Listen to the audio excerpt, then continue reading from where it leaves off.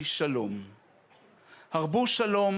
Israeli প্রধানমন্ত্রী Benjamin Netanyahu মূলত যুদ্ধবাজ নেতা হিসেবে আলোচিত সমালোচিত হলেও কূটনীতির জটিল খেলায় হেভিওয়েট নেতাদের টেক্কা দিতে পারেন এই রাষ্ট্রপ্রধান। একদিকে ইরানের পরমাণু স্থাপনায় হামলা করে আগ্রাসনের শিকার ফিলিস্তিনিদের ওপর থেকে নজর সরাচ্ছেন বিশ্বের, ধামাচাপা দিচ্ছেন জিম্মিদের ফিরিয়ে আনার বিষয়ে তার প্রশাসনের ব্যর্থতাও। অন্যদিকে ইসরায়েলে নেতানিয়াহুর পতনের দাবিতে যে সরকার বিরোধী আন্দোলন চলমান সংঘাতে বাধা পড়েছে তাও। বিশ্লেষকরা বলছেন মধ্যপ্রাচ্যে যুদ্ধ জিইয়ে রাখা ছাড়া আর কোনো পলায়ন সূত্র নেই ইসরায়েলি প্রধানমন্ত্রীর হাতে।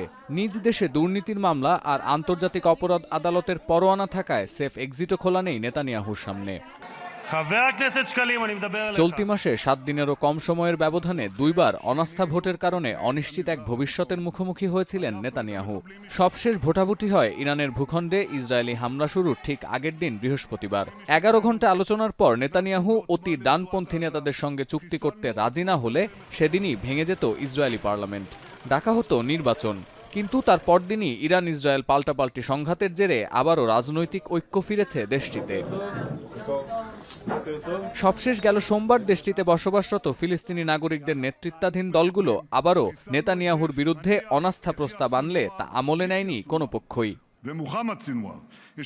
বিশ্বমানের থার্মিক্স রড, সালাম স্টিল থার্মিক্স, দেশের একমাত্র থার্মিক্স রড। আল জাজিরার বিশ্লেষণ বলছে, ইসরায়েলে আচমকাই পাল্টে গেছে মূলধারার রাজনীতি। জনসমর্থন থাকলেও যুদ্ধের কারণে নেতানিয়াহুকে বাগে আনতে পারেননি বিরোধীরা। উল্টো 2 দশক ধরে ইরানের সঙ্গে যুদ্ধ বাঁধানোর যে তীব্র বাসনা প্রকাশ করে আসছেন ইসরায়েলি প্রধানমন্ত্রী, সেই যুদ্ধ দিয়েই সরকার বিরোধীদের দমাতে শুরু করেছেন নেতানিয়াহু। অথচ গেল সপ্তাহেই এই পরিস্থিতি ছিল পুরো উল্টো। গাজায় বিরতিহীন অভিযান ও আগ্রাসনের জেরে বিশ্বজুড়ে সমালোচনার পাশাপাশি নানা দিক থেকে চাপের মধ্যে ছিলেন ইসরায়েলি প্রধানমন্ত্রী ও তার জোটের নেতারা।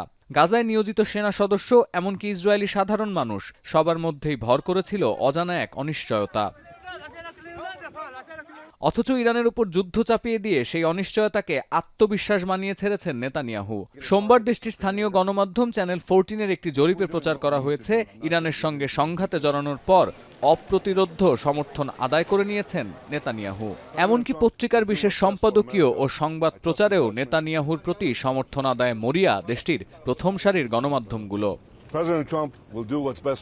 সতীর্থ কর্মকার, এখন বিশ্ব।